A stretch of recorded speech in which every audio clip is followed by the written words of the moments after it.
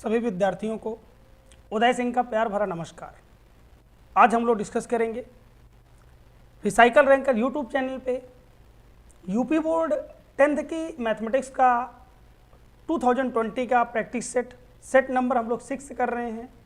2020 का है 2020 का, जिसमें हम लोगों ने क्वेश्चन नंबर 3 तक के सारे पार्ट्स डिस्कस कर लिए थे। अब हम इसके आगे चलिएगा, तब तक सभी जुड़ते जाइए और शुरुआत करेंगे आज के इस बेहतरीन सेशन की। देखिए यहाँ पे ये क्वेश्चन है, इस क्वेश्चन में कह रहा है कि त्रिज्या 4.2 वाले धातु के एक गोले को पिघलाकर त्रिज्या 6 सेंटीमीटर वाले एक बेलन में बनाया गया है।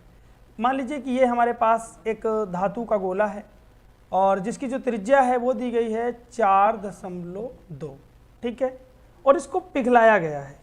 पिघला के क्या किया गया है, एक बेलन बनाया गया है। तो आपको एक बात पता होगी, है ना।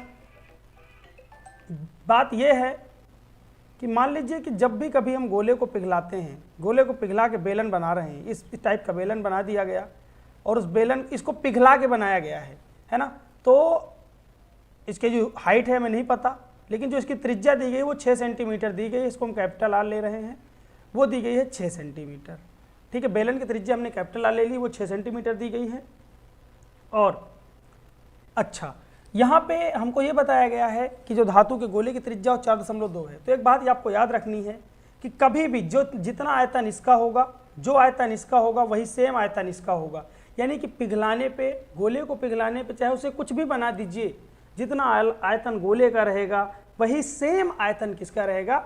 Very good evening Izam Mohammad, Ashish Kumar ji very good evening, Shivam Kumar ji very good evening. चलिएगा शुरुआत करते हैं।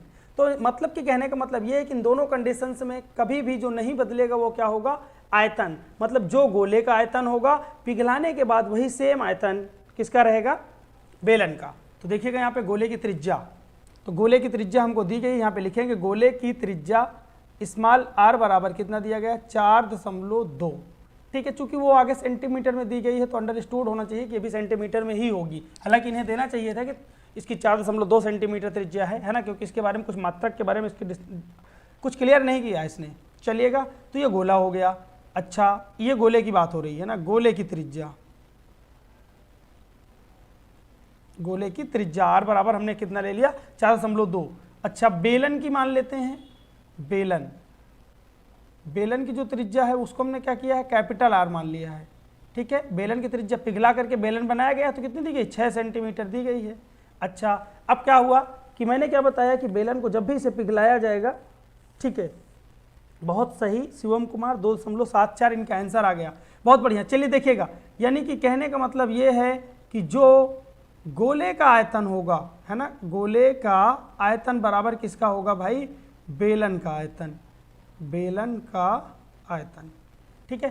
कभी भी नहीं बदलता, आयतन कभी नहीं बदलता, है ना।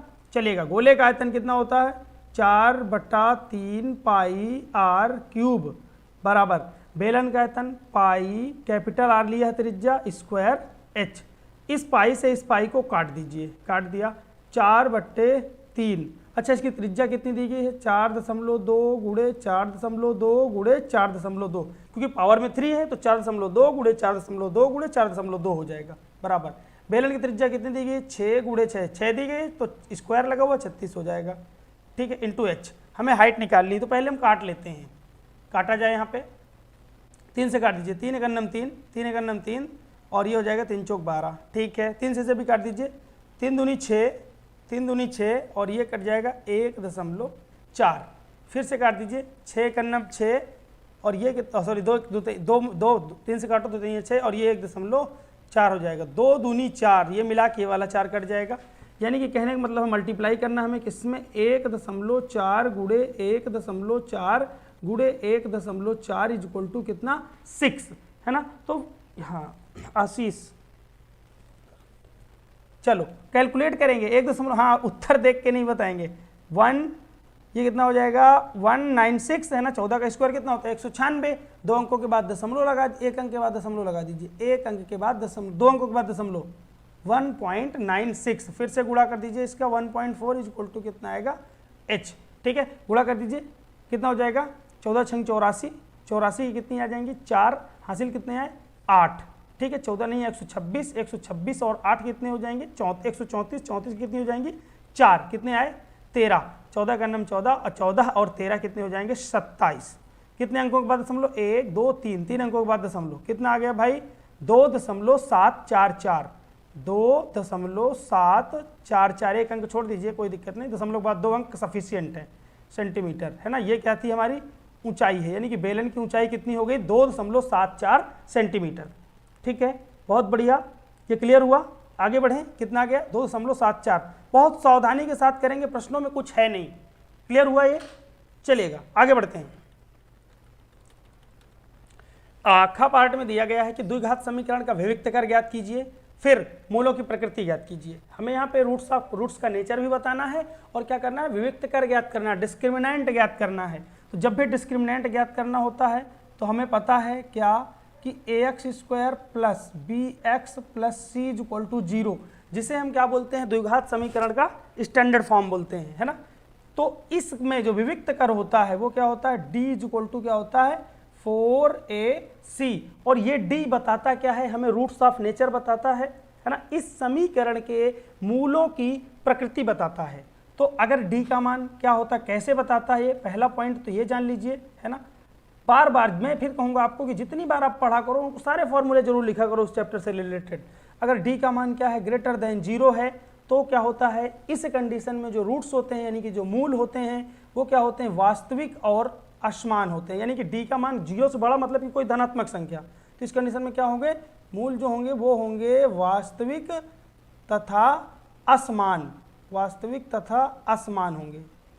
अच्छा, दूसरी कंडीशन क्या है कि अगर d का मान क्या है लेस देन 0 यानी कि कोई ऋणात्मक संख्या यानी कि 0 से कोई छोटी संख्या है तो क्या होगा जो मूल होते हैं वो क्या होते हैं काल्पनिक होते हैं या उसे क्या बोलते हैं अधिकल्पित होते हैं, है ना। मूल क्या होते हैं इस कंडीशन में रूट्स जो होते हैं वो क्या होते हैं इमेजिनरी रूट्स होते हैं।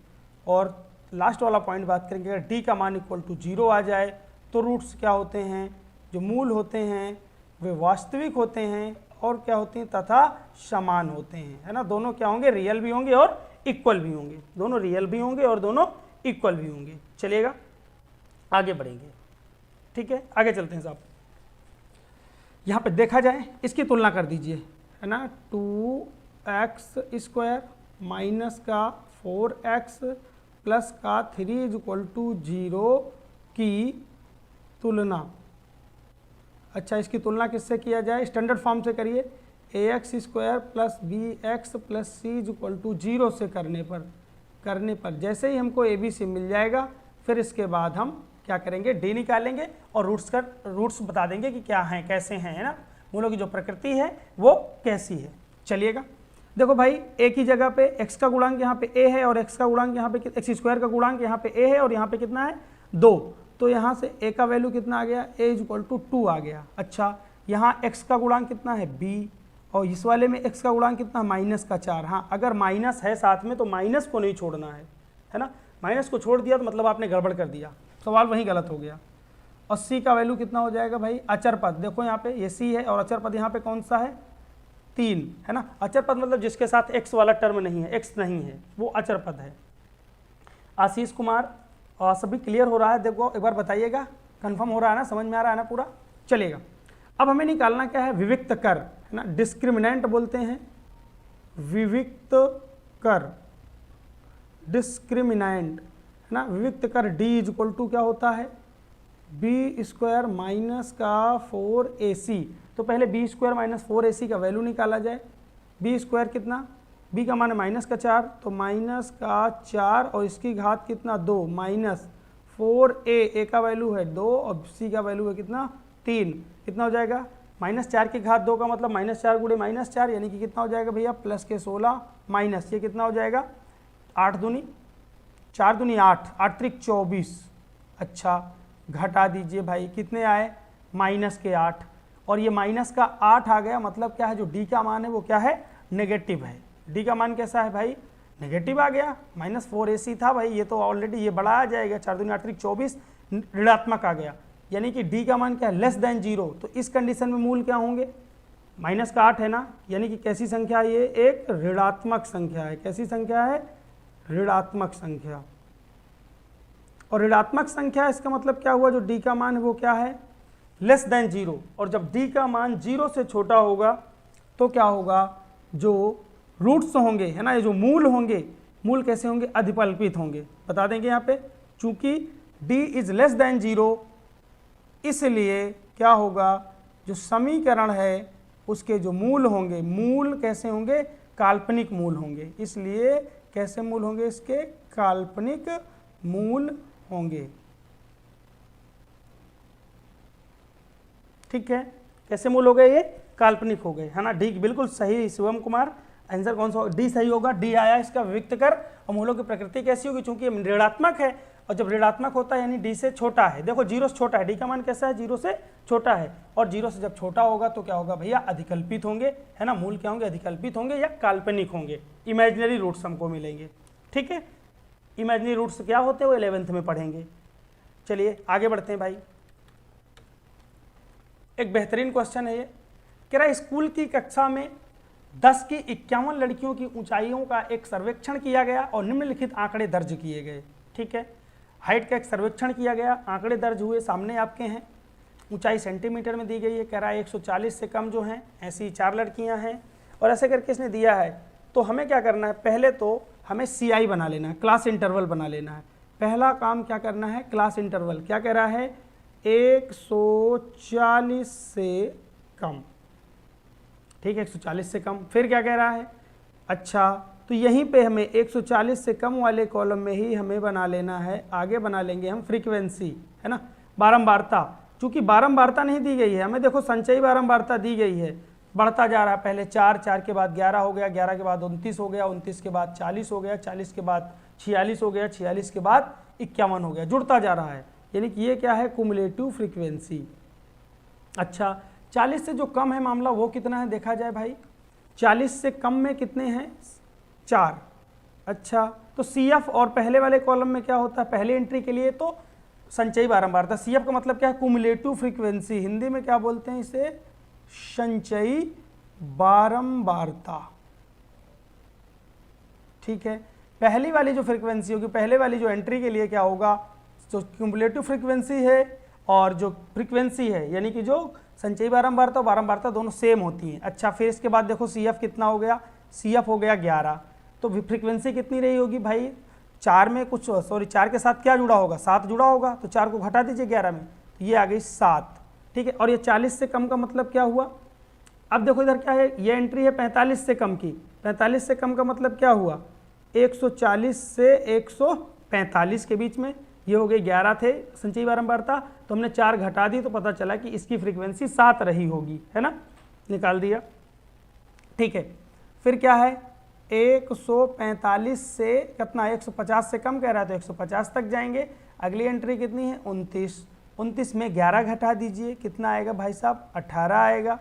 फिर 150 से 155, ये कितना है भाई, ये एंट्री हमारी 40 है संचयी बारंबारता की, तो इसे घटा दीजिए तो यहाँ कितना आ जाएगा, 40 में 29 घटा, ऊपर वाला घटा के निकाल दो, फ्रीक्वेंसी निकल जाएगी सामने वाली, है ना। तो कितना आ जाएगा, 10 में 9 गए, 1 और 1। ठीक है, फिर कितना है, 155 से 160, ये एंट्री कितनी है, 46। तो 46 में ऊपर वाली संख्या 40 घटा दो तो कितना आ जाएगा यहाँ पे, 6।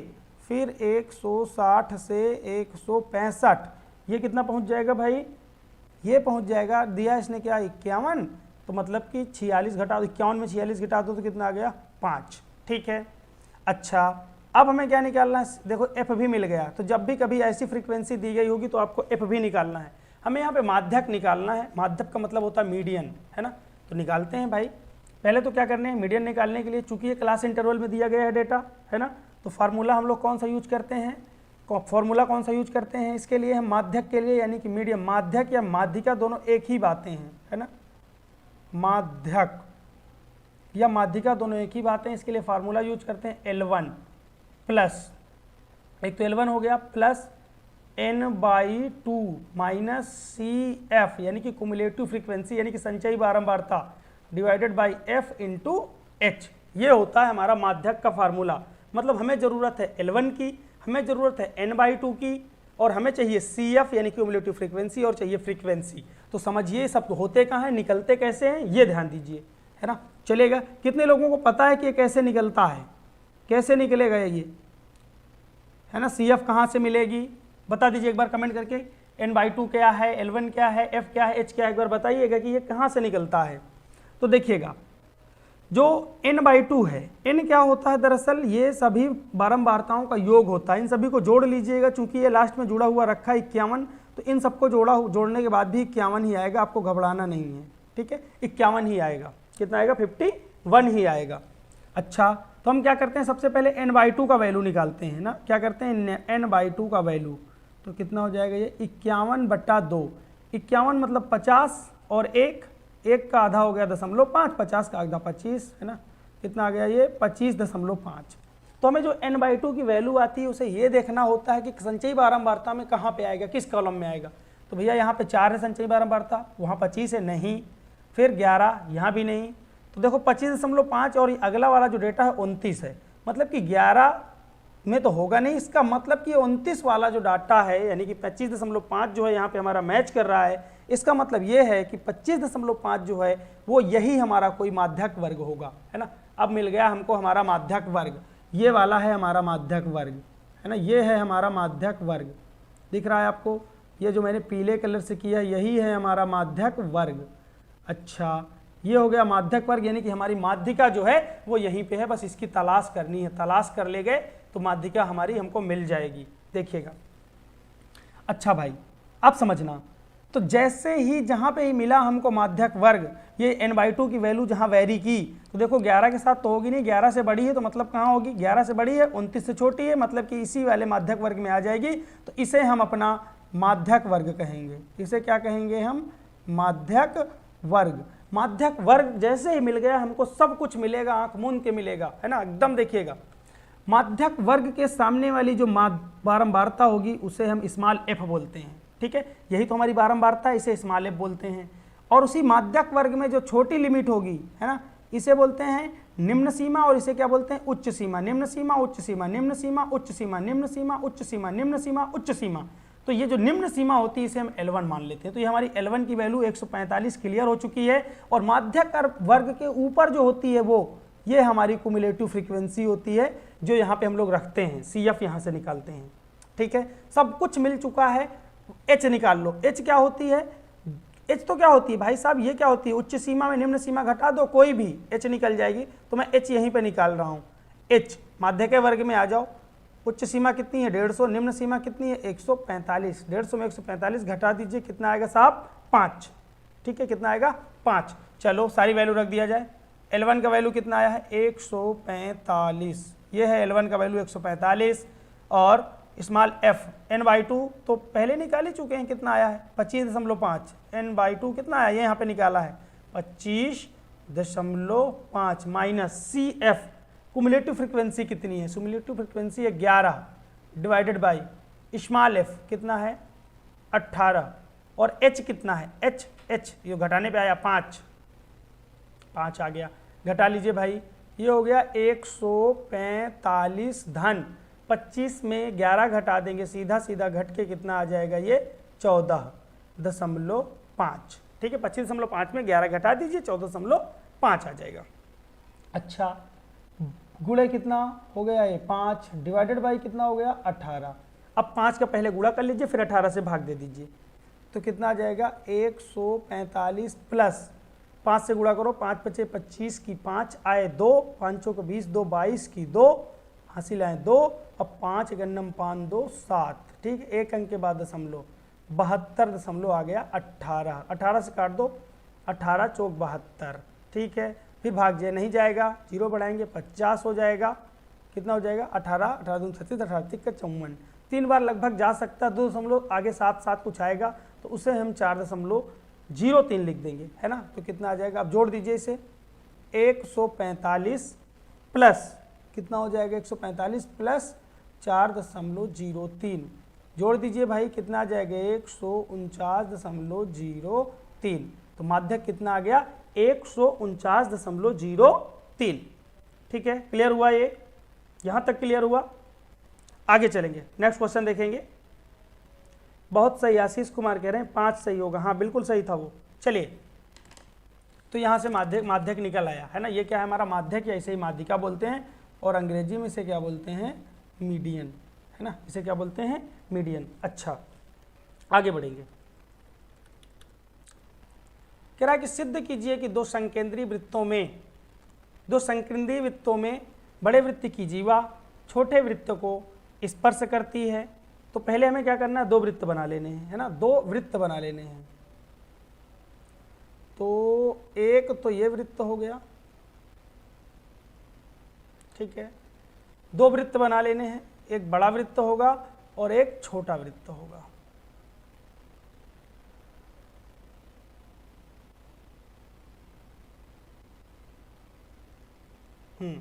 ये मान लीजिए बड़ा वृत्त है और एक छोटा वृत्त बना लेते हैं।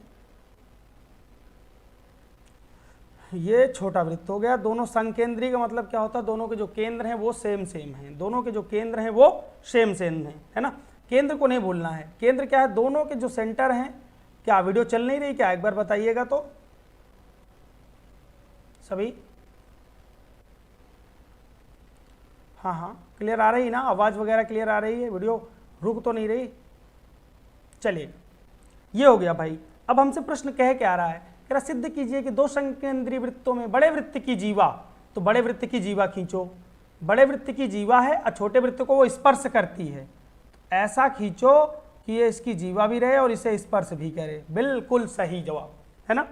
क्या किया हमने, बड़े वृत्त, ये सेंटर है हमारा, ये केंद्र है ओ, है ना, ओ केंद्र है। अब आप देख रहे हैं कि जो बड़े वृत्त की जीवा है छोटे वृत्त को स्पर्श कर रही है, और दोनों के जो केंद्र हैं एक ही है ना। वो कह रहा है ना संकेंद्री, दोनों कैसे हैं, संकेंद्री हैं, यानी कि एक ही केंद्र है दोनों का, है ना, दोनों का केंद्र कैसा है, एक ही है। अच्छा, तो कह रहा है छोटे वृत्त को स्पर्श करती है, ये तो ठीक है। स्पर्श बिंदु पर समद्विभाजित करती है, तो बताओ ये यहाँ पे स्पर्श कर रही है, तो ये यहाँ पे स्पर्श कर रही है, इसका मतलब क्या हुआ कि ये यहाँ तक, ये जितना पार्ट है और ये पार्ट है, दोनों क्या है, इक्वल पार्ट है। हमें ये दिखाना है, तो सिंपली दिखाएंगे। चलिएगा, तो एक काम करते हैं, इस मध्य बिंदु का नाम M दे देते हैं और इसकी जीवा, बड़े वाले वृत्त की जीवा AB दे देते हैं, ठीक है। बता देंगे यहाँ पे बड़े वृत्त की जीवा, बड़े वृत्त की जीवा कौन सी भाई, जीवा का नाम क्या है, AB। अच्छा, जीवा क्या होती है, वृत्त की परिधि के 2 बिंदुओं को मिलाने वाली रेखा। वृत्त की परिधि में स्थित 2 बिंदुओं को मिलाने वाली रेखा को हम क्या बोलते हैं, जीवा, है ना। तो कह रहा है बड़े वृत्त की जीवा छोटे वृत्त, है ना, छोटे वृत्त की स्पर्श रेखा है ना। स्पर्श रेखा वो से छू रही है कि क्या है, स्पर्श रेखा है।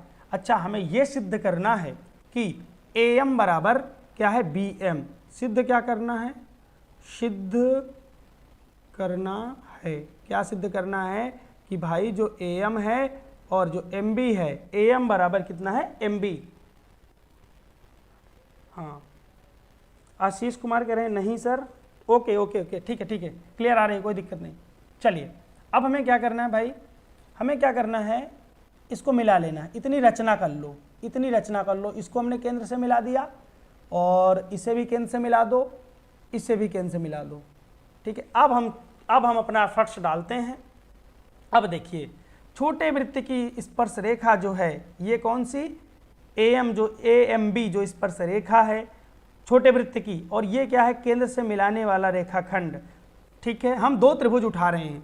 रचना हमने कर दिया है ना। रचना में क्या करोगे, रचना भाई, रचना में क्या करेंगे, O से A तथा B को मिलाया, है ना, O से A तथा B को मिलाया, दोनों को हमने मिला दिया O से, ठीक है। अब आगे समझना। अच्छा, अब आ जाओ उपपत्ति में। उपपत्ति है ना, उपपत्ति मतलब प्रूफ। चलो, अब हम कर रहे हैं इसका प्रूफ। समझिएगा, बहुत आसान है एकदम, हवा में उड़ जाएगा, क्लियर हो जाएगा तुरंत। देखिएगा, उपपत्ति हम 2 त्रिभुज उठा रहे हैं। हमारे पास 2 त्रिभुज हैं। मैं दोनों त्रिभुजों को कलर से एक बार हाईलाइट कर देता हूं, है ना। एक त्रिभुज आपके सामने ये दिख रहा होगा, AMO।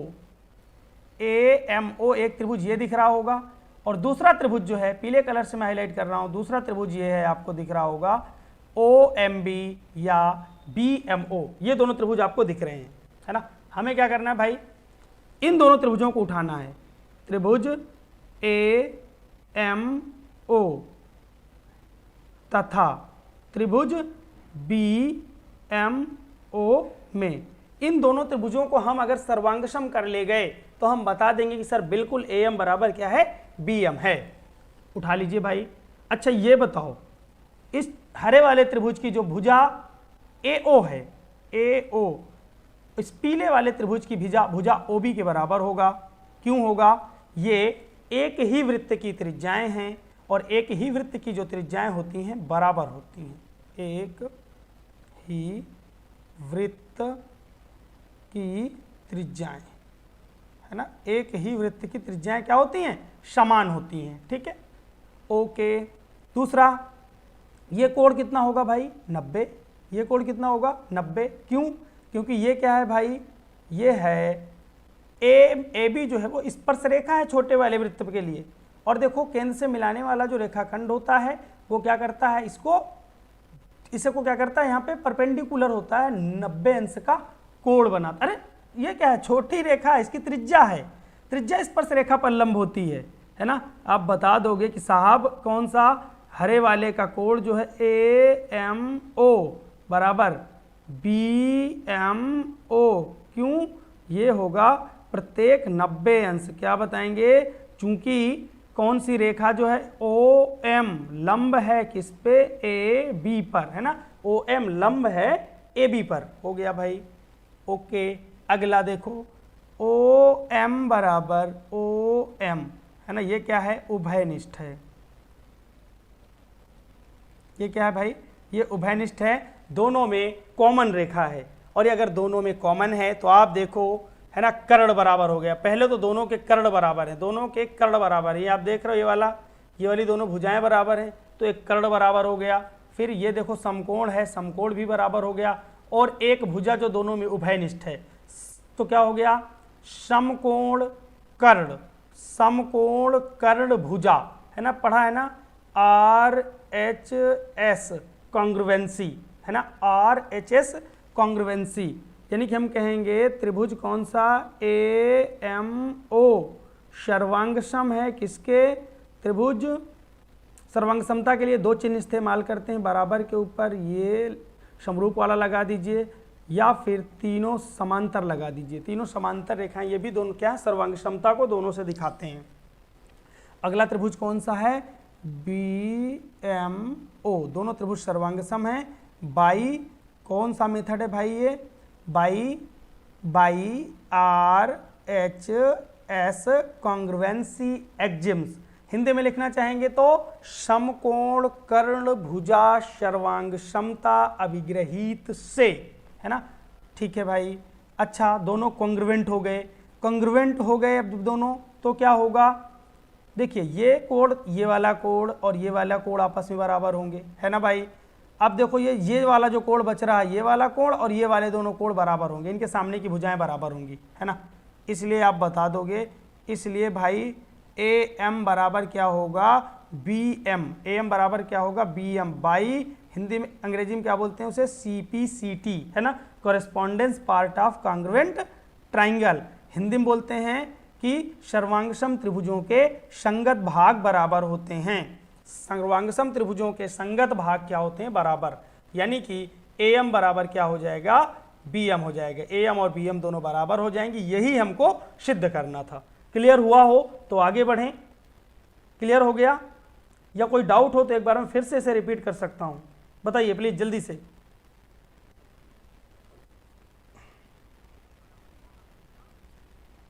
हाँ, अगर कोई डाउट है तो फिर से पूछो, वरना फिर आगे चलें।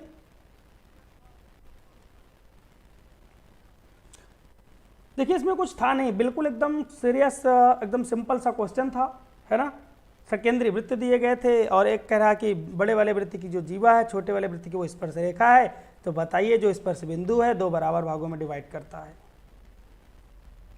ठीक है, चलते हैं आगे। पांचवा प्रश्न है जो 4 नंबर का क्वेश्चन है यहाँ पे, है ना। ये 4 मार्क्स का क्वेश्चन है। अब समझिए इसको, बहुत ही बढ़िया क्वेश्चन है। LHS बराबर RHS दिखाना है, तो मैं तो आपको LHS लेके चलूँ, पर उससे पहले मैं एक छोटी सी यहाँ पे चेंजमेंट करना चाहता हूँ, थोड़ा सा परिवर्तन करेंगे। देखो यहाँ पे ये पहला वाला पार्ट देख रहे हो ना, साइन ए बटे 1 प्लस कॉस ए, इसको हम थोड़ा सा हल करना चाहते हैं। थोड़ा सा इसको हल करेंगे, फिर इसके बाद हम प्रश्न में एंटर करेंगे, है ना। फिर प्रश्न में हमारी एंट्री होगी धमाकेदार। देखो हम यहाँ चाह रहे हैं कि साइन ए है, और यहाँ भी हम चाह रहे हैं कि साइन ए बन जाए।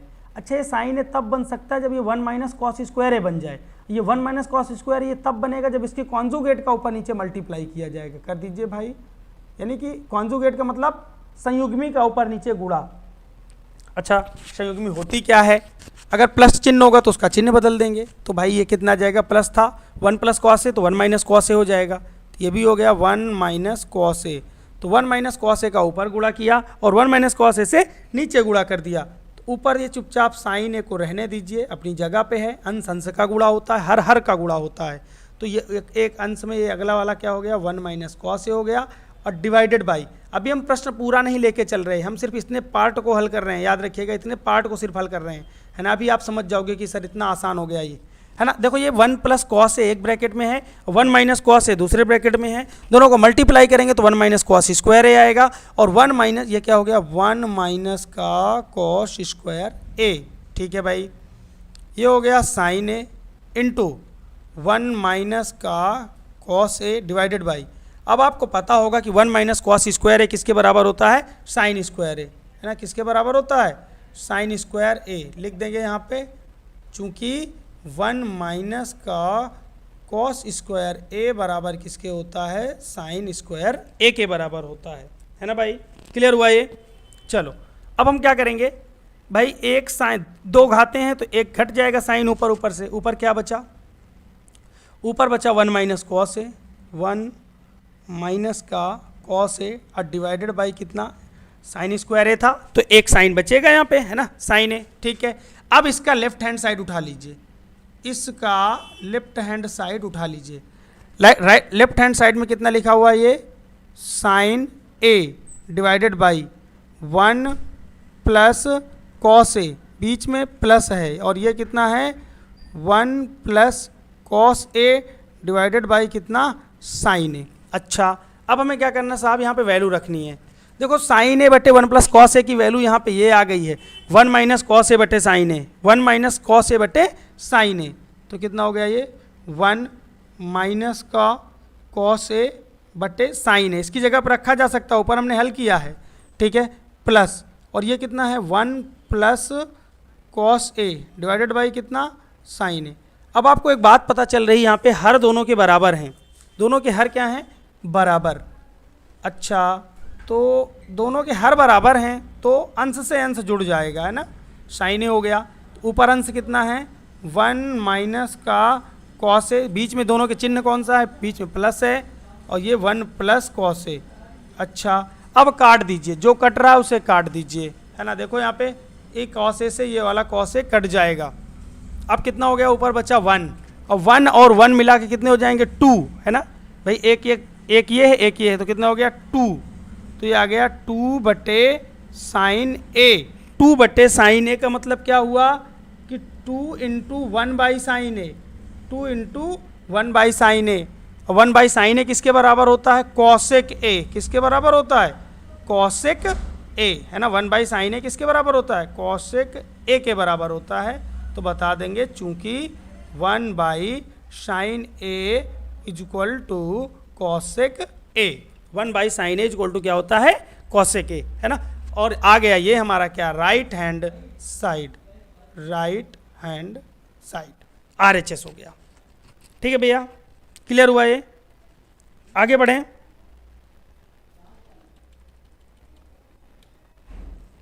अब सुनो, कह रहा 2 घनों जिनमें प्रत्येक का आयतन 64 घन सेंटीमीटर है ना, माना। तो पहले आप क्या करो, घन की भुजा मान लो, माना घन की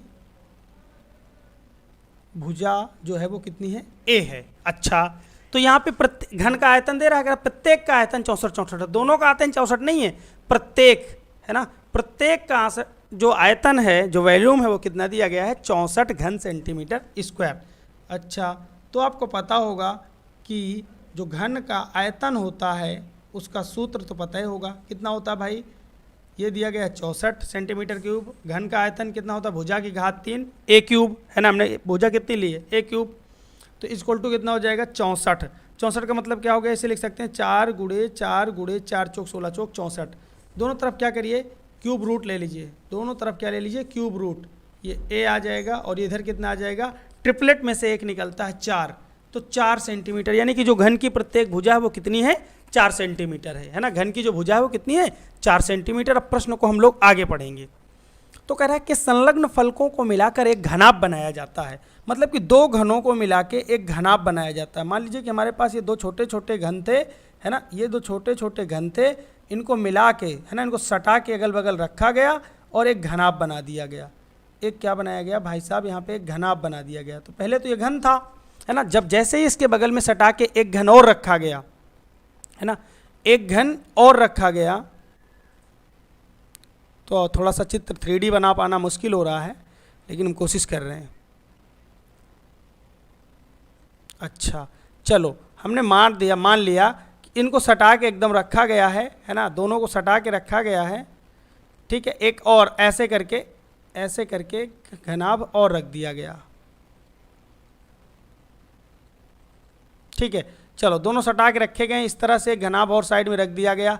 कुल मिला के अब आपको समझना है यहाँ पे कि लंबाई क्या हो जाएगी। अब देखिए भैया, ये अब घनाभ बन चुका है, दो घन जब साथ में मिल गए तो घनाभ बन गया, यानी कि जो इसकी प्रत्येक भुजा पहले कितनी थी, 4, अब जो इसकी लंबाई होगी वो कितनी हो जाएगी, देखो 4 तो यहाँ तक ये हो जाएगी, और इसके बाद एक घन और रखा गया, तो 4 4 मिला के कितने हो जाएंगे, 8, ठीक है। कितना आ जाएगा भैया, ये 8 सेंटीमीटर इसकी लंबाई हो जाएगी। बाकी किसमें कोई फर्क नहीं पड़ेगा, ऊंचाई भी 4 रहेगी, और इसकी ये जो ऊंचाई होगी, ये क्या है, ऊंचाई, यानी कि जो इसकी ऊंचाई होगी वो कितनी होगी, 4 सेंटीमीटर ही रहेगी, क्योंकि जितनी घन की ऊंचाई थी उतनी इसकी भी ऊंचाई है।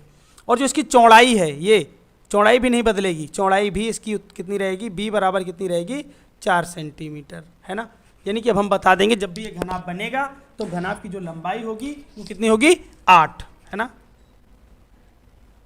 जब भी दोनों को सटा के रखा जाएगा तो जो घनाभ की लंबाई होगी, यानी कि L बराबर जो बनेगी वो कितनी हो जाएगी, 4 + 4 यानी कि 8 सेंटीमीटर, और जो घनाभ की चौड़ाई होगी b वो 4 सेंटीमीटर रहेगी, और जो घनाभ का हाइट होगा यानी कि ऊंचाई होगी वो भी कितनी रहेगी, 4 सेंटीमीटर। अब हमें क्या चाहिए भाई, हमें चाहिए यहाँ पे घनाभ का कुल पृष्ठीय क्षेत्रफल, है ना, घनाभ का कुल पृष्ठीय क्षेत्रफल। अब आपको पता है कि घनाभ का कुल पृष्ठीय क्षेत्रफल सूत्र क्या होगा, एक बार छाप दीजिए सभी, है ना। घनाभ का कुल पृष्ठीय क्षेत्रफल का फार्मूला क्या होता है, एक बार कमेंट सेक्शन में कमेंट करके छाप दीजिए। घनाभ का कुल पृष्ठीय क्षेत्रफल, फार्मूला क्या होता है, 2 × LB + BH + HL, है ना। ये होता है संपूर्ण पृष्ठ, और वक्र पृष्ठ क्या होता है इसका, घनाभ का 2H × L + B, है ना। ये होता है इसका वक्र पृष्ठ, यानी कि ये क्या होता है इसका LSA, लेटरल सरफेस एरिया, ठीक है। चलिए सारी वैल्यू रखेंगे, तो ये 2 × L × B, L कितना दिया गया है 8, B कितनी दी गई है 4, प्लस B कितनी दी गई है 4, ऊंचाई कितनी दी गई है 4, प्लस ऊंचाई कितनी दी गई है 4, और लेंथ कितनी दी गई है 8, ठीक है भाई। 2 × 8 चौक 32 प्लस 4 चौक 16 प्लस कितना हो जाएगा ये 8 चौक 32। अच्छा 32 और 32 64 हो जाएंगे, और 64 और 16 हो जाएंगे 80, है ना। 64 और 16 कितने हो जाएंगे 80, दोनों का करेंगे मल्टीप्लाई, 8 दूनी 16, 160। चूंकि ये पृष्ठीय क्षेत्रफल है इसलिए इसका मात्रा क्या होगा, वर्ग सेंटीमीटर, है ना। वर्ग इकाई होता है, तो यहाँ पे मेजरमेंट जो हुई है, मापन जो हुआ सेंटीमीटर में हुआ है, तो वर्ग सेंटीमीटर या सेंटीमीटर स्क्वायर इसका मात्रक हो जाएगा, ठीक है। कौन सा ऑप्शन सही हो जाएगा भाई यहाँ पे, सॉरी विकल्प तो है ही नहीं ना। तो घनाभ का जो कुल पृष्ठीय क्षेत्रफल होगा वो 180 सेंटीमीटर स्क्वायर होगा। क्लियर हुआ ये, आगे बढ़ा जाए साहब। बहुत अच्छा क्वेश्चन है, समांतर चतुर्भुज का है, आपके एग्जाम में एक क्वेश्चन यहाँ से टपक ही जाता है। समझिएगा, एक समांतर चतुर्भुज हमको दिया गया है। समांतर चतुर्भुज के बारे में सारी कहानियाँ आपने सुन रखी होंगी, मुझे पूरा भरोसा है ना। देखो समांतर चतुर्भुज बनता कब है, कभी कभी अगर आपने देखा हो तो आपके घरों में अगर चारपाई बारिश में भीग गई हो, तो जब चारपाई भीगती है ना तो एकदम समांतर चतुर्भुज बन जाती है। भीगने के बाद जब वो सूखती है ना तो इस तरह से आकार ले लेती है, एक समांतर चतुर्भुज वो बन जाती है। तो इसका नाम दे देते हैं ए, इसका बी, और ये सी और ये डी। समांतर चतुर्भुज की खासियत ये होती है कि आमने सामने की जो सम्मुख भुजाएं होती हैं है ना, जो दोनों जोड़े होते हैं आमने सामने के, वो क्या होते हैं, बराबर और समांतर होते हैं। सम्मुख कोण भी बराबर होते हैं और कर्ण एक दूसरे को समद्विभाजित करते हैं। सॉरी, विकर्ण, कर्ण नहीं, क्या विकर्ण बोलते हैं ना, विकर्ण क्या करते हैं, एक दूसरे को समद्विभाजित करते हैं। समद्विभाजित का मतलब दो बराबर भागों में डिवाइड करते हैं। यानी कि हम ये कह सकते हैं कि जहाँ पे ये दोनों कर्ण विकर्ण एक दूसरे को काटते हैं वो इनका मिड पॉइंट होता है, मध्य बिंदु होता है। ठीक है, पॉइंट ए के निर्देशांक हमको दिए गए हैं 6,1 हैं, पॉइंट बी के निर्देशांक दिए गए हैं 8,2 हैं, पॉइंट सी के निर्देशांक दिए गए हैं 9,4 और पॉइंट डी के निर्देशांक दिए गए हैं P,3। तो एक समांतर चतुर्भुज के ये शीर्ष हैं, तो इसी क्रम में P का मान क्या होगा ये हमें निकालना है। अच्छा, इसे हम एक बात फाइनल कर सकते हैं। ये देखिए, ये पॉइंट M है, आपके सामने मैंने लिया है पॉइंट M। पॉइंट M क्या है, जहाँ पे यहाँ पे अब हम बताएंगे कि हम जानते हैं कि समांतर चतुर्भुज के विकर्ण एक दूसरे को समद्विभाजित करते हैं। यानी कि अर्थात ये कह सकते हैं कि जहाँ पे दोनों विकर्ण एक दूसरे को काटते हैं वो मध्य बिंदु होता है। वो क्या होता है, मध्य बिंदु होता है। चलिएगा, तो पहले हम, यानी कि कहने का मतलब ये है जो ए और सी का मध्य बिंदु होगा वही बी और डी का मध्य बिंदु होगा। तो यहाँ लिखेंगे, हम लिखेंगे यही जरूर कि समांतर चतुर्भुज के जो विकर्ण होते हैं एक दूसरे को समद्विभाजित करते हैं, अर्थात AC के मध्य बिंदु, AC का मध्य बिंदु, AC का मध्य बिंदु, यानी कि जो AC का मध्य बिंदु होगा बराबर होगा वो किसके, BD के मध्य बिंदु के, BD का मध्य बिंदु। AC का मध्य बिंदु और BD का जो मध्य बिंदु होगा वो दोनों क्या होंगे, एक ही बिंदु होगा, यानी कि दोनों जो होंगे वो क्या होंगे, बराबर होंगे। तो देखिए AC का मध्य बिंदु M के निर्देशांक निकाले जाएं पहले। यह है x1, यह है y1 और यह है x2 और यह है y2। तो AC का मध्य बिंदु x1 प्लस x2 यानी कितना हो जाएगा भैया, 6 और 9, 6 प्लस 9 बटा 2। चलो ये निकल गया 6 प्लस 9 बटा 2, ठीक है, कोमा, फिर y1 प्लस y2 बटे 2 यानी कि 1 प्लस 4 बटा 2 बराबर BD का मध्य बिंदु आ जाओ, कितना हो जाएगा, P प्लस 8/2 और कितना 3 प्लस 2/2। ठीक है, क्लियर करेंगे एकदम, कोई दिक्कत नहीं आएगी, बढ़िया से होगा। चलिएगा, ये कितना हो जाएगा साहब, ये हो जाएगा 15/2 और ये कितना हो जाएगा 5/2 बराबर, ये कितना हो जाएगा भाई P प्लस 8, इन्हें जोड़ा नहीं जा सकता, बाई 2 को रहने दीजिए, 5/2। अच्छा, अगर ये दोनों बिंदु बराबर हैं तो इसमें x वाला x के बराबर होगा, y वाला y के बराबर होगा, यानी जो भुज है वो भुज के बराबर होगा और कोट ही कोट के बराबर होगा, यानी कि ये वाला पॉइंट इसके बराबर होगा और ये वाला तो पॉइंट बराबर दिए गया है, कोई दिक्कत नहीं है ना। अर्थात ये इंडिकेशन इस बात की ओर है कि दोनों के जो भुज होंगे वो क्या होंगे भाई, बराबर होंगे। यानी कि 15/2 बराबर क्या होगा भाई, P प्लस 8/2, 2 से 2 कट जाएगा, कितना आ जाएगा 15 बराबर आ जाएगा P प्लस 8। अच्छा, 8 को इधर घटा दो, 15 माइनस का 8 बराबर P, 15 में 8 गए 7 बराबर कितना आ गया P, यानी कि जो P का मान आ गया वो कितना आ गया 7, है ना। P का मान कितना आ गया 7। क्लियर हुआ ये,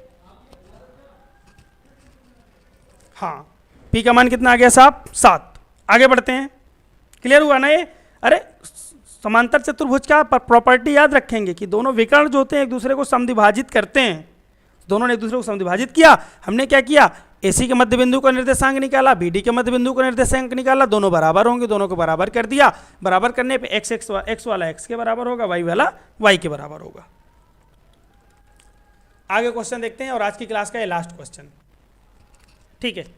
क्या सभी क्लास के लिए इंटरेस्टेड हैं? अगर इंटरेस्टेड हैं तो ये क्लास कंटिन्यू रखी जाएगी, है ना, एग्जाम तक आपके। चलिएगा, हाँ, कह रहा ये क्वेश्चन देखिए बहुत ही शानदार, या तो इससे कोई न्यूमेरिकल आता है या तो ये क्वेश्चन खुद ही प्रकट हो जाता है, या फिर न्यूमेरिकल और ये दोनों साथ साथ आ जाते हैं। देखिएगा, समझते हैं इसे। कह रहा सिद्ध कीजिए कि किसी बाह्य बिंदु से वृत्त पर खींची गई दो स्पर्श रेखाओं की लंबाइयां समान होती हैं। अच्छा, ये हमारे पास एक वृत्त है, ठीक है, वृत्त है और इसका ये अपना केंद्र है O, इसका सेंटर है। प्रश्न ने क्या कहा है कि सिद्ध कीजिए कि किसी बाह्य बिंदु से, एक यहाँ पे बाह्य बिंदु ले लीजिए, बाह्य बिंदु हमने ले लिया P, तो कह रहा है इस बाह्य बिंदु से अगर इस वृत्त पर इस दो स्पर्श रेखाएं खींच दी जाएं, तो खींच देते हैं। एक स्पर्श रेखा ये खींच गई, ठीक है भाई, दूसरी स्पर्श रेखा ये खींच गई। बाह्य बिंदु से सिर्फ और सिर्फ दो ही स्पर्श रेखाएं खींची जा सकती हैं, बात क्लियर होना चाहिए। वृत्त के बाहर स्थित किसी बाह्य बिंदु से वृत्त पर सिर्फ और सिर्फ दो स्पर्श रेखाएं खींची जा सकती हैं। तो यहाँ मान लेते हैं A बिंदु है और यहाँ पे है B। तो कह रहा है खींची गई जो दोनों स्पर्श रेखाएं वो दोनों बराबर होती हैं। ये हमें प्रूव करना है कि ये दोनों बराबर होती हैं, है नहीं, प्रूव करना है, ठीक है। अच्छा, तो अब हम कर रहे हैं यहाँ पे, पहली बात तो आप लिख दोगे, है ना। पहले क्या होगा भैया, दिया है, दिया क्या है, एक वृत्त है, एक वृत्त है CO, R, है ना, एक सर्कल है जिसका केंद्र क्या है O और त्रिज्या कितनी है R, ठीक है, ये दे दिया हमने। और एक काम करेंगे, अब हम करेंगे यहाँ पे पहले सिद्ध क्या करना है, ये लिख दीजिए। सिद्ध करना है हमें कि ये स्पर्श रेखाएं बराबर हैं। सिद्ध करना है कि ये दोनों स्पर्श रेखाएं कौन, AP बराबर है BP के, AP और BP बराबर हैं, ये हमें सिद्ध करना है, ठीक है। रचना कर लीजिए, छोटी सी रचना करेंगे। रचना क्या होगी, रचना क्या होगी भाई, जब तक दोनों त्रिभुज, देखो जब तक त्रिभुज नहीं बनवाओगे, सर्वांग समता का प्रयोग नहीं करोगे, तब तक प्रूफ करना मुश्किल काम है। तो रचना में ये कर रहे हैं कि एक तो ये जीव त्रिज्या मिला लीजिए और एक ये त्रिज्या मिला लीजिए, दोनों त्रिज्याएं मिला दी, और ये केंद्र से मिला लीजिए इसको, एक वृत्त भी एक हमारे पास, ये इसको मिला दीजिए, केंद्र से मिला दिया। अब हमारे पास दो ट्राइंगल बन गए हैं। इन दोनों ट्राइंगल को अगर हम लोगों ने कॉन्ग्रुएंट कर लिया तो हम AP और BP को बराबर दिखा देंगे। तो हमने यहाँ पे क्या किया, O से ABP को मिलाया, है ना। रचना में हमने क्या किया है, O से A, B तथा P को मिलाया, P को मिलाया, मिला दिया। चलो आते हैं, शुरू करते हैं उपपत्ति। अच्छा, उपपत्ति में दोनों त्रिभुज उठाने हैं हमें। एक त्रिभुज उठाना है OAP, है ना, ऊपर वाला त्रिभुज दिख रहा होगा, त्रिभुज OAP तथा त्रिभुज कौन सा, OBP। OBP में उठा लिया हमने, है ना, ठीक है। आशीष कुमार जी आप कहाँ से हैं, एक बार कमेंट सेक्शन में कमेंट करके बताइएगा, चलेगा। त्रिभुज AOP और OAP और OBP दोनों हमने उठा लिया है। अच्छा, देखो ऊपर वाले त्रिभुज का जो AO है, तो नीचे वाले त्रिभुज में देखो ये वाली AO देख रहे हो, त्रिज्या है, और ये OB भी त्रिज्या है, दोनों बराबर होंगी। चलिएगा, दोनों बराबर होंगी, क्यों, एक ही वृत्त की त्रिज्याएं हैं, है ना, और एक ही वृत्त की त्रिज्याएं क्या होती हैं, बराबर होती हैं। क्या होती हैं, एक ही वृत्त की त्रिज्याएं हैं, दोनों क्या होती हैं, बराबर। एक वृत्त की त्रिज्याएं,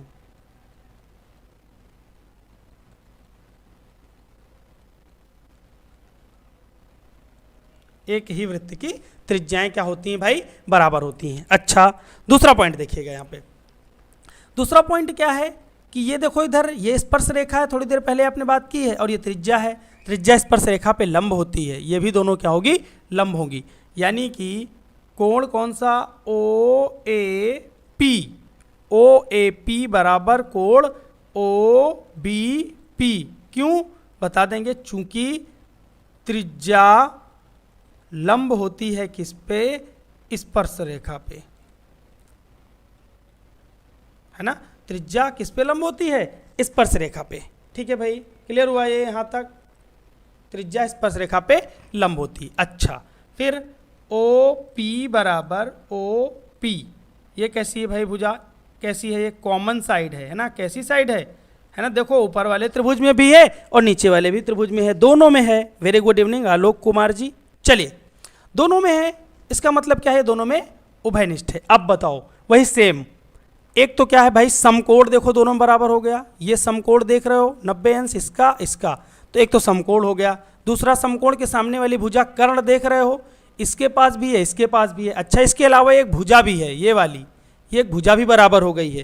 कहने का मतलब ये है, क्या हो गया भाई, सिंपल सी बात ये है कि ये दोनों त्रिभुज सर्वांग सम हो गए हैं। त्रिभुज ओ ए पी, और कौन सा त्रिभुज है, सर्वांग सम हो गया त्रिभुज ओ बी पी। क्यों हो गया, बाई क्या बोलते हैं उसे, आर एच एस से 2 बार आपकी मदद की है आज इसने, है ना, यानी कि समकोण कर्ण भुजा सर्वांग समता अभिग्रहित से, ये दोनों क्या हो गए, सर्वांग सम हो गए। सर्वांग सम, जब सर्वांग सम होंगे तो ये जो वाला कोण है, ये वाला कोण है, ये वाला कोण है, इसके सामने की भुजा ए पी बराबर हो जाएगी। ये किसके बराबर आएगा, ये इसके बराबर आएगा, बी पी, उसके सामने की भुजा बी पी, है ना।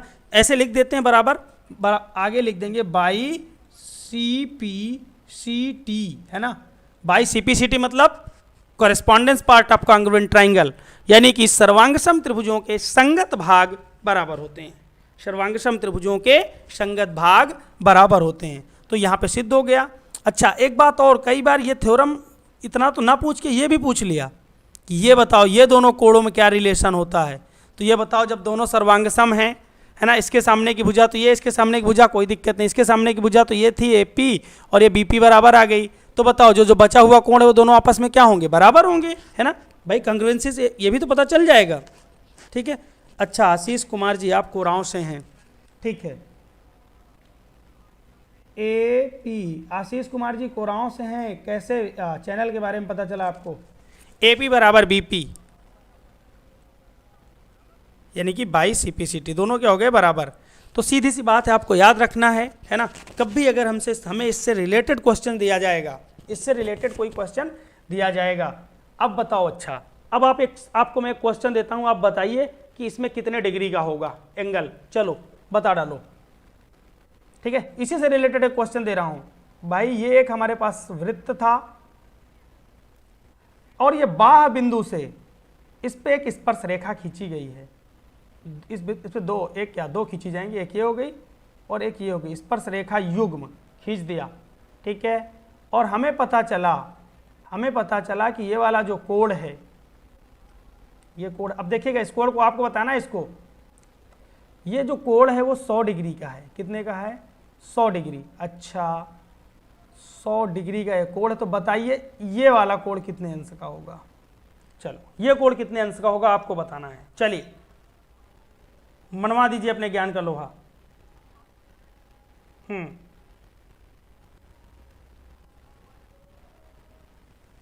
ये 100 का है, ये हमें बताना है। अच्छा, थोड़ी देर पहले हमने बताया कि साहब ये कोण और ये कोण दोनों बराबर होते हैं, है ना, क्योंकि अभी हम लोगों ने सिद्ध भी किया है कि ये दोनों कोण क्या होते हैं, बराबर। चलिए छाप दीजिए, क्या होगा ये कोण, नाम दे देते हैं इसका, बिंदु P, बिंदु B, बिंदु A और ये O। हमें बताना है यहाँ पे कोण APO बराबर कितने अंश, है ना, APO कितने अंश का होगा। चलो, अच्छा ये बताओ, अभी हम लोगों ने बातचीत की है ना कि ये दोनों पार्ट बराबर होते हैं, यानी कि जितना ये वाला होगा उतना वाला ये उतना ये भी होगा। अच्छा, ये कितना होगा भाई, ये तो 90 अंश का होगा क्योंकि त्रिज्या स्पर्श रेखा पे लंब होती है, और ये कितने का होगा, ये भी 90 अंश का होगा, है ना। सभी क्या हो जाएंगे, 90 90 90 की 90 90 तो ये दोनों हो गए, 100 ये हो गया। अब चतुर्भुज उठा लो, चतुर्भुज चतुर्भुज कौन सा है? ए पी बी ओ में, है ना, हमने उठा लिया चतुर्भुज A P B O. Shivam Kumar कह रहे हैं सर 40 अंश होगा। एकदम बहुत ही सटीक पकड़ा है इन्होंने, 90 90 180 180 और 100 घटा देंगे, बिल्कुल सही जवाब है आपका।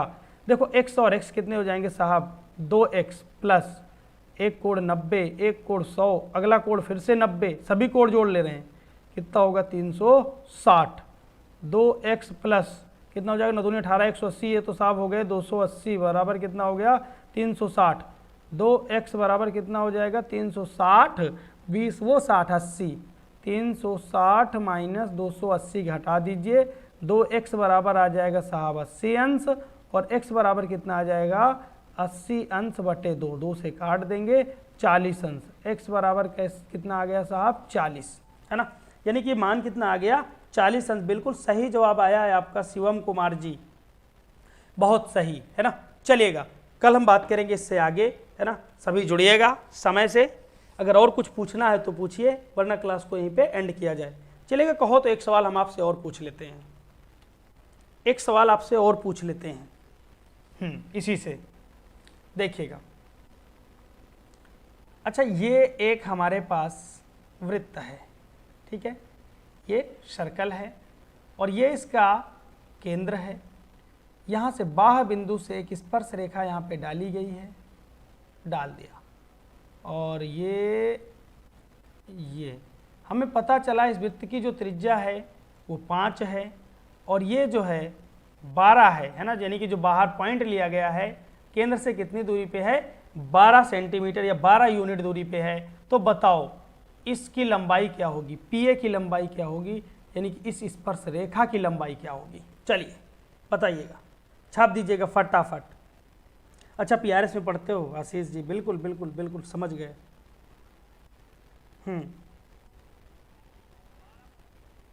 चलो आशीष, अटेम्प्ट करो इसे, हमें बताना है कि पीए की लंबाई क्या होगी।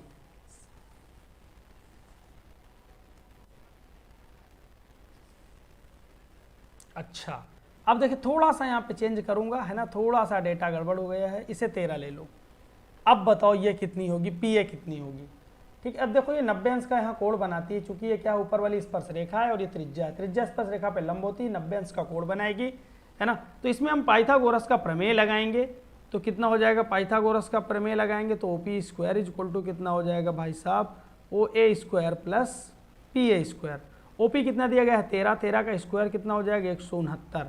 OA कितना दिया गया? 5, 5 का स्क्वायर 25 प्लस PA का स्क्वायर, घटा देंगे, 169 में 25 आएगा साहब 144, 144 यानी कि ये हो जाएगा PA का स्क्वायर, ठीक है, और दोनों तरफ लेंगे वर्गमूल, तो PA बराबर कितना आ जाएगा? 12 सेंटीमीटर। कितना आ जाएगा? 12 सेंटीमीटर, यानी कि 12 यूनिट आ जाएगा, जो भी होगा, अगर सेंटीमीटर में तो सेंटीमीटर आ जाएगा। क्लियर हुआ ये? ठीक है, चलेगा, आज की क्लास यहीं तक, कल हम लोग बढ़ेंगे आगे पढ़ेंगे। ठीक है बेटा, बढ़िया से मेहनत करते रहें, सभी दमदार तरीके से अपनी प्रेजेंस दर्ज करवाते रहें, लगातार पढ़ाई करते रहें, है ना। इस समय मॉडल पेपर जितना से ज़्यादा क्वेश्चन कर सकें मॉडल पेपर ही करिए, है ना। अपने मन से सारे कॉन्सेप्ट पढ़ के उसके बाद आपको काम शुरू कर देना है। जितना प्रैक्टिस सेट कर सकते हैं उतना ज़्यादा करिए, है ना। प्रैक्टिस सेट करिए, बाकी टाइम पे आप पढ़ाई करते रहिए। बिल्कुल सही जवाब आया शिवम कुमार जी आपका।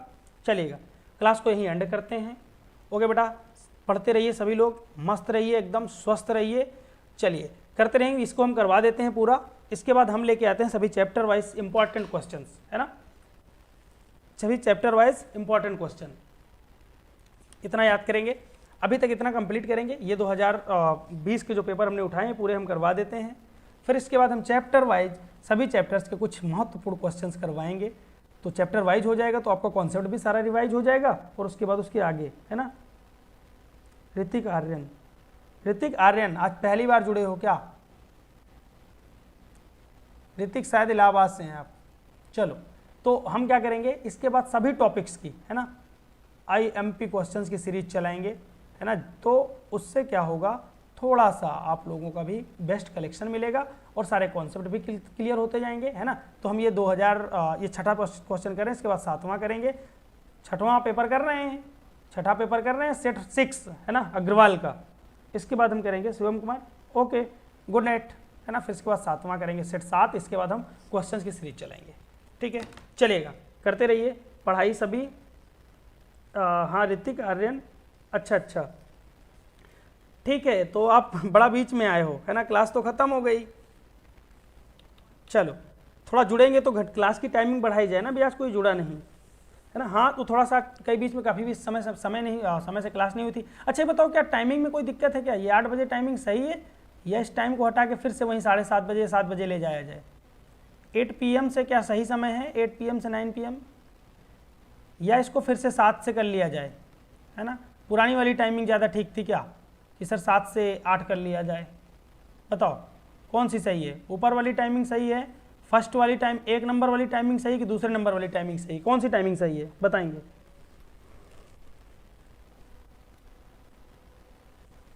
जल्दी रिस्पॉन्स देंगे। अच्छा ऋतिक समझ गए। हाँ ये टाइमिंग के बारे में थोड़ा सा बताइएगा, कौन सी ज़्यादा सही है? ये 8 बजे वाली 8 से 9 वाली सही है या 7 से 8 वाली सही है ना। इस टाइमिंग को थोड़ा सा इंक्रीज करना है। ये टाइम 1.5 घंटे के आसपास ले जाना है ना। 1 घंटे 30 मिनट ले जाना है, ठीक है। हाँ शायद अच्छा नंबर 1 वाली टाइमिंग सही है, ऋतिक आर्यन का कहना है। बाकी लोग सभी लोग बताइएगा कौन सी सही है। हाँ ऋतिक 1 वाला आपका तो हो गया, है ना। ऋतिक ने डन किया कि चलो 1 वाला कर देते हैं। 1 वोटिंग इस पे आ चुकी है। हाँ 1 वोटिंग इस पे आ चुकी है, ठीक है। तो ठीक है फिर वही वाला कर लेते हैं, या फिर जैसे कहें सभी।